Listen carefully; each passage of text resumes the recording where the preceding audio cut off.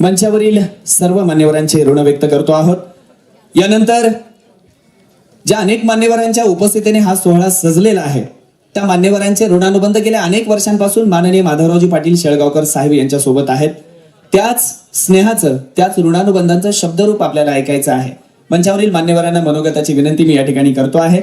अगदी सुरुवातीला मी माननीय माधवरावजी शेळगावकर साहेब यांचे जुने स्नेही आदरणीय चंदू पाटील मारकवाड यांना विनंती करतोय, कृपया आपण समोर येऊन माननीय माधवराव पाटील यांच्याविषयी आपली भूमिका आपण विशद करावी, त्यांच्याविषयी मनोगत व्यक्त करावं।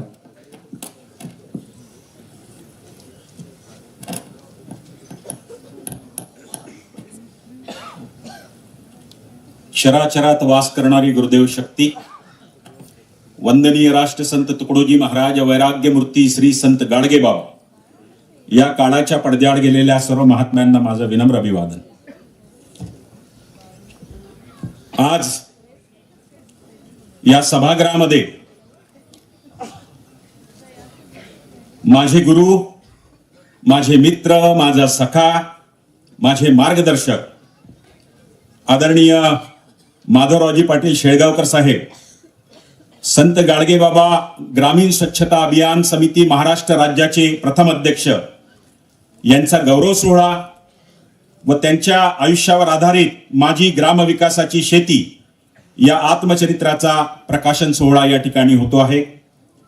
या सोहळ्याच्या निमित्ताने विचारपीठावर विराजमान या कार्यक्रमाचे अध्यक्ष महाराष्ट्र राज्याचे माजी शिक्षण मंत्री आदरणीय कमलकिशोर कदम साहेब, या कार्यक्रमाचे अतिथी महाराष्ट्र राज्याचे माजी मुख्यमंत्री आदरणीय अशोकरावजी चव्हाण साहेब, विचारपीठावर विराजमान आदरणीय पाशा पटेल साहेब, आदरणीय माधवराव किनारकर साहेब, आदरणीय आनंदराव बोंडारकर साहेब, आमचे दुसरे मार्गदर्शक महाराष्ट्र राज्याच्या ग्रामविकासाचे माजी उपसचिव आदरणीय कलशेट्टी साहेब, विचारपीठावर विराजमान इतर सर्व गणमान्य मंडळी आणि या ठिकाणी आलेले माधवराव पाटील शेळगावकर साहेबांच्या प्रेमापोटी आलेले सर्व नांदेडमधील, नांदेडच्या गावागावातील आणि नांदेडच्या बाहेरील सर्व सन्माननीय सज्जन, मी 5च मिनिटं बोलणार आहे कारण विचारपीठावर बरीच माणसं या ठिकाणी बोलणार आहेत।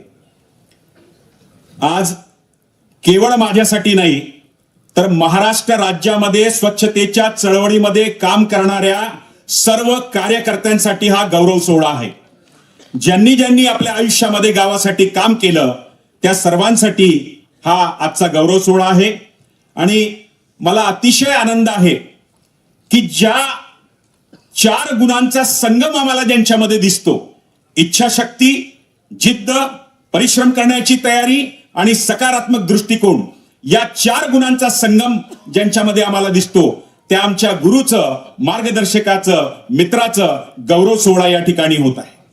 सज्जनो, राष्ट्रसंत तुकडोजी महाराज म्हणतात, अरे रिकामा कशाला फिरत, तुझं गावच नाही का रे तीर्थ, रिकामा कशाला फिरत, तुझं गावच नाही का रे तीर्थ, गावी राहतो गरीब उपवासी, तू अन्न छत्र लावितोस काशी, हे दान नव्हे का रे व्यर्थ, रिकामा कशाला फिरत, तुझं गावच नाही का रे तीर्थ, आपुल्या गावची शाळा ही मोडली, तू धर्मशाळा शहरी का जोडली, याने का निघतो जीवनाचा अर्थ, रिकामा कशाला फिरत, तुझं गावच नाही का रे तीर्थ, आपुल्या गावाची सेवा जो करतो तोच मानाने कीर्तीने उरतो, दास तुकड्या म्हणे होई सार्थ, रिकामा कशाला फिरत, तुझं गावच नाही का रे तीर्थ, स्वतःच्या गावालाच नाही तर महाराष्ट्राच्या असंख्य गावाला तीर्थ करणारे आदरणीय माधवरावजी पाटील शेळगावकर साहेब यांचा आज गौरव होत आहे। याच्यासारखा आनंद अजून दुसरा कुठला असू शकतो।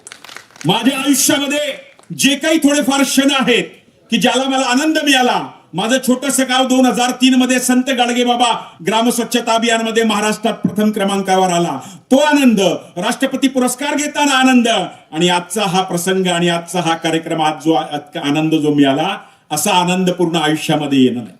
मी का बरं या माणसाच्या प्रेमात पडलो, मला बोलायला खरं म्हणजे 2 तास 3 तास कमी पडतील एवढे मुद्दे माझ्याकडे आहे, कारण गेल्या 20 वर्षाचा ऋणानुबंध आमचा आहे, परंतु ते बोलायला वेळ नाही। 5 मिनिटांमध्ये मी या ठिकाणी बोलतो। गाडगेबाबा आणि तुकडोजी महाराजांनी आपलं संपूर्ण आयुष्य समाजासाठी दिलं।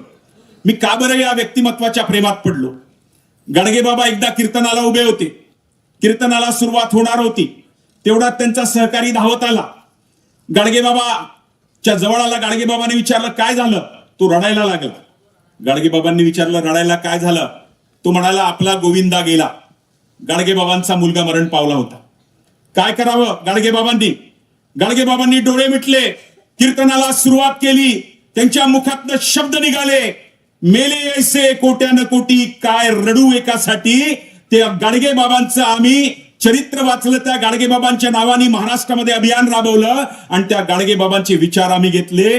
परंतु आमच्या समोर आज आदरणीय माधवराव पाटील शेळगावकर साहेब आहेत. तरुण मुलगा मरण पावला. काय करावं माणसानी? तरुण मुलगा मरण पावल्यानंतर आता काय करायचं? कशाला समाजसेवा, कशाला काय? आपल्या घरी बसायचं, घरात दुःख साजरं करायचं, पण नाही. मुलगा मरण पावला. तिसऱ्या चौथ्या दिवशी हा माणूस घराच्या बाहेर निघाला. घराच्या बाहेर निघून संपूर्ण महाराष्ट्रामध्ये ज्यावेळी महाराष्ट्राचे अध्यक्ष झाले, गावाच्या गावामध्ये जायचे. गावाच्या गावामध्ये जाऊन त्यांच्या वक्तृत्वाने असे लोक भारावून जायचे. आताच या ठिकाणी संजय पाटलांनी प्रसंग सांगितला. संजय पाटलाला तो प्रसंग नीट सांगता आला नाही, कारण आम्ही त्या स्वच्छतेचे कार्यकर्ते असल्यामुळे आणि चळवळीचे कार्यकर्ते असल्यामुळे मला तो प्रसंग माहित आहे. एकीकडे महाराष्ट्रभर फिरत असताना लोकांना हात जोडत फिरायचो आम्ही, बाबा रे संडास बांध, बाबा रे संडास बांध. पण कोणी लोक संडास बांधायचे नाही. अरे तुझ्या माया बहिणीची अब्रू जाते, संडास बांध. पण लोक संडास बांधायचे नाही. घरासमोर जेसीपी आहे, घरामध्ये फ्रीज आहे तरी संडास बांधायचे नाही. 2 मजली इमारत आहे तरी संडास बांधायचे नाही. लोक म्हणायचे सरकार पैसे देईल तेव्हा आम्ही संडास बांधू. परंतु लातूर जिल्ह्यामध्ये एक माऊली, नवरा मरण पावला, मुलगा हैदराबादला नोकरीला, प्रायव्हेट नोकरीला. मुलांनी वडिलाची समाधी बांधण्यासाठी पैसे पाठवले. तिने वडिलाची समाधी बांधली नाही, तिने नवऱ्याची समाधी बांधली नाही. तिने घरामध्ये संडास बांधलं आणि तिने आपल्या मुलाला उत्तर दिलं. मुलगा नाराज झाला की तू समाधी बांधली नाही आणि घरामध्ये संडास बांधला.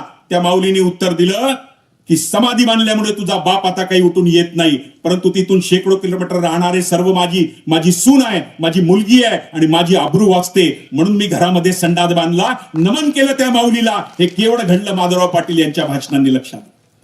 समाजामध्ये प्रबोधनाची आवश्यकता आहे. प्रबोधनाशिवाय देश बदलत नाही. राष्ट्रसंत तुकडोजी महाराज म्हणतात, जनजागृती झाल्याविना न मिटे समाजाचं दुःख देईन. वक्तृत्व म्हणजे केवळ भाषण नाही. माधवराव पाटील जेव्हा भाषणाला उभे राहायचे, आम्ही बघितलेलं आहे. पुण्यामध्ये नामदार अजित पवार साहेब व्यासपीठावर बसलेले, माधवराव पाटील साहेबांचा सत्कार होणार होता, त्यांना पुरस्कार मिळाला होता. एक ग्रामसेवकाला, कारण माझं भाषण सुद्धा त्याच्यापूर्वी होतं, एक ग्रामसेवकाला आणि माधवराव पाटील साहेबांकडे गेला आणि म्हणाला, पाटील साहेब आपण म्हणता स्वच्छता अभियान राबवा, स्वच्छता अभियान राबवा. माझं गाव महाराष्ट्रात पहिलं आलं, परंतु माझ्यावर चौकशी लागली. काय करावं पाटील साहेबांनी? पाटील साहेबांनी आपलं भाषण बाजूला ठेवलं. आपण काय बोलणार आहोत ते बाजूला ठेवलं. आपला सत्कार आहे का हे विसरले, आपला सन्मान आहे का ते विसरले. आणि त्या ठिकाणी व्यासपीठावर उभं राहून नामदार अजित पवार साहेबांसमोर त्यांनी सांगितलं की अजित दादा, जर एका कार्यकर्त्यावर जर अन्याय जर होत असेल तर आमच्यासारखे चळवळीत काम करण्याची काय गरज आहे? हा अन्याय आम्ही सहन करणार नाही. एकीकडे मातृहृदय आणि एकीकडे स्वतः अन्यायाच्या विरोधात उभं राहण्याची की माधवराव पाटलांची मी जी शक्ती बघितली त्याच्याने मी प्रभावित झालो. सज्जनो, चंद्रपूर जिल्ह्यामध्ये, कुठे नांदेड कुठे चंद्रपूर, चंद्रपूर जिल्ह्यामध्ये माधवराव पाटील साहेबांनी जवळपास 15-20 सभा घेतल्या. माझ्या जिल्ह्यामध्ये 55 सभा झाल्या. 15-20 सभांना माधवराव पाटील साहेब होते. त्या ठिकाणी राष्ट्रसंत विचार परिषदमध्ये साहित्य संमेलनाचे अध्यक्ष माधवराव पाटील साहेब होते. एवढं महान व्यक्तिमत्व. आम्ही नेहमी माधवराव पाटलांसोबत जात असताना आम्हाला कशाची भीती वाटत नव्हती, कारण आम्ही मंत्रालयामध्ये जायचो तर आम्हाला कधीच कोणी पास विचारायचे नाही. माधवराव पाटील सोबत असले की आम्हाला डायरेक्ट एंट्री राहायची आतमध्ये, कारण त्यांची पर्सनॅलिटी एवढी जबरदस्त होती. आम्ही त्यांच्यासारख्या त्यांना हे घेऊन त्यांच्यासोबत जायचं. मला अतिशय आनंद होत आहे की आज या पुस्तकामुळे, हे पुस्तक, हे ग्रंथ, हे नुसतं पुस्तक नाहीये किंवा ग्रंथ नाहीये. कलशेट्टी साहेबांना माहिती आहे की याच्यापासून शेकडो तरुण जे आहेत ते प्रेरणा घेणारे आहेत. अनेक तरुण आहे, कारण आता ती वेळ राहिली नाही. लक्षात घ्या, आता घरी बसायची वेळ राहिली, प्रबोधनाची वेळ आहे.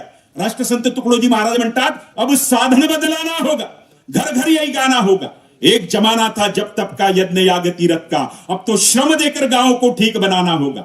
एक जमाना था उच्च वर्ण का, सत्ता धनमत्ता का, अब तो सेवा समता सब में प्रेम बहाना होगा. और यही होगा, होकर रहेगा, उल्टी चाल चले होकर कोई पागल कहलाना होगा. जेव्हा गाव वेळी वाकड चालायला लागतो तेव्हा माधवराव पाटलासारखे माणसं पुढे येतात आणि तेव्हा त्या गावाला थोडंसं वेडं व्हावं लागतं आणि ते गाव घडवण्यासाठी. काय शेळगाव गौरीचं आम्ही हे बघत होतो. शेळगाव गौरीला मी अनेकदा जाऊन आलो आणि त्या ठिकाणी सातत्यानं काय बोलावं माणसानी. आम्ही जेव्हा भेटत होतो आम्ही 12-12 तास 15-15 तास चर्चा सातत्यानं असायची. आणि मी आदरणीय अशोक चव्हाण साहेबांचे खूप खूप आभार मानेन की साहेब आपण मुख्यमंत्री झाल्याबरोबर ही संत गाडगेबाबा ग्रामीण स्वच्छता अभियान समिती बनवली आणि आमच्यासारख्या कार्यकर्त्याला त्याच्यात काम करायला मिळालं. महाराष्ट्रभर काम करायला मिळालं. नाही तर कोण चंद्रपूरचं एका गावचा सरपंच मी आणि कोण आम्हाला कुत्र विचारत होतं. पण माधवराव पाटलांमुळे आपल्यामुळे कमीत कमी आम्हाला महाराष्ट्रात फिरायला मिळालं आणि महाराष्ट्राने माझ्यासारखे शेकडो कार्यकर्ते.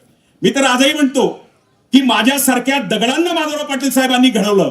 मी दगड अनेक लोक असे होते आम्हाला काहीच समजायचं नाहीये.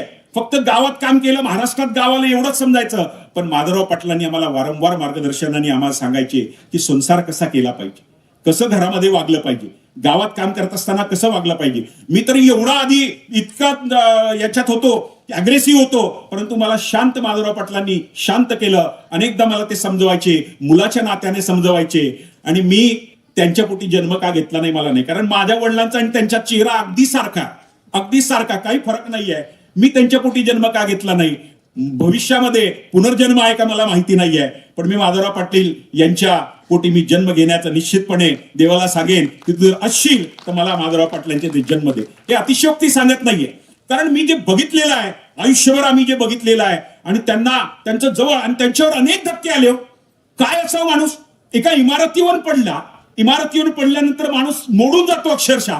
पण नाही, दवाखान्यातून निघल्याबरोबर चालले महाराष्ट्रामध्ये दौऱ्याला आणि अनेक विचार त्यांच्यामध्ये होते. अनेक अजून महाराष्ट्र घडवायचं होतं ग्रामविकासाचं. आणि मी हे जे बघितलं आजचं पुस्तक त्याला नाव इतकं समर्पक दिलेलं आहे की माझी ग्रामविकासाची शेतीशी त्यांचा किती संबंध आहे ते हे पाशा पटेल साहेबांना माहित असेल की शेतीच्या कुठल्या चळवळीमध्ये त्यांनी काम केलं. त्या वारंवार त्या चळवळीचा उल्लेख करायचे, ते चळवळ सांगायचे. आणि म्हणून मी परत एकदा माझ्या गावातर्फे, माझ्या परिवारातर्फे आणि स्वच्छतेत काम करणाऱ्या संबंध महाराष्ट्राच्या कार्यकर्त्यांतर्फे मी आजच्या या गौरव सोहळ्या प्रसंगी आणि पुस्तक विमोचन प्रसंगी मी माधवराव पाटील साहेबांना खूप खूप शुभेच्छा देतो. माधवराव पाटील साहेब, आपली 100री साजरा करण्याचा योग माझ्यासारख्या कार्यकर्त्याला येऊ द्या. कारण मी एकच मागितलं आहे, माधवराव पाटलांनी म्हटलंय की तुमची 100री मला साजरी करायची आहे.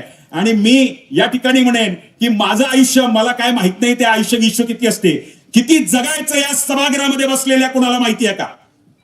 या सभागृहामध्ये बसलेला असं कोणी असेल की मी या दिवशी मरणार आहे, कुणालाच माहिती नाही. आणि माहित असेल ते मी त्याच्या पाया लागतो. किती जगायचं हे आपल्या हातामध्ये नाहीये, पण कसं जगायचं हे आपल्या हातामध्ये निश्चित आहे, लक्षात घ्या. कदाचित तुम्हाला उद्या बातमी येईल की चंदू पाटील नावाचा कार्यकर्ता जाता जाता ऍक्सिडेंट झाला आणि तो मरण पावला. माझं आयुष्य किती आहे माहित नाही, पण माधवराव पाटील साहेबांना माझ्यातलं 10 वर्षाचं आयुष्य देव, एवढीच मी गुरुदेवाकडे प्रार्थना करतो आणि या ठिकाणी थांबतो. जय हिंद, जय गुरुदेव. आता बोलताना आपण असं म्हणालात की मला जन्म पुढचा माधवराव पाटील यांच्या पोटी मिळावा. माधव जुलेन यांनी फार सुंदर भावना व्यक्त केलेल्या आहेत. घे जन्म तो फिरोनी येईन मी ही पोटी, घे जन्म तो फिरोनी येईन मी ही पोटी, खोटी ठरवून देवा ही एक आस मोठी. निश्चित पुढच्या काळात आपली इच्छा, आपली ही तळमळ त्या रूपाने पूर्ण झाल्याशिवाय राहणार नाही. यानंतर आपल्या सर्वांसमोर आदरणीय माधवरावजी पाटील शेळगावकर साहेब यांच्या आयुष्यावर आधारलेला एक छोटासा माहितीपट आपण या ठिकाणी ऐकतो आहोत. अत्यंत कमी वेळात तयार केलेला आणि माधवरावजी पाटील साहेब यांचा स्वभाव प्रसिद्धीचा नसल्या कारणाने